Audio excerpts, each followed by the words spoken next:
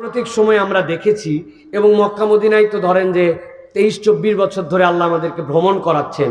আগে মক্কা থেকে মদিনায় যাওয়ার সময় দেখতাম আশপাশটা লাল, পুরাটা পাহাড় পুড়ে গেছে মনে হয়। এইবার যেয়ে দেখি এই তো 5 না 6 তারিখের দিকে মনে হচ্ছে কি পাহাড়গুলা সবুজ হয়ে গেছে। আবার আবহাওয়ার দিকে ঠান্ডা পড়তেছে, বৃষ্টি হচ্ছে, বৃষ্টি হয়ে বন্যা চলে আসতেছে।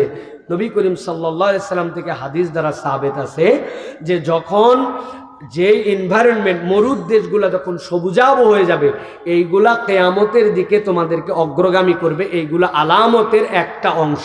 কিন্তু এর মানে এই নয় যে সৌদি আরবে এখন তুষারপাত হচ্ছে মানে আগামী 1 জানুয়ারি কিয়ামত হয়ে যাবে, বিষয়টি এরকম নয়। আমরা অনেক সময় প্রেডিকশন মিলাতে যে এলোমেলো করে ফেলি। কিয়ামতের আলামতের বড় দিক আছে, ছোট দিক আছে। কিয়ামতের সর্বশেষ আলামত কি? নবীজি বলছেন একটা আগুন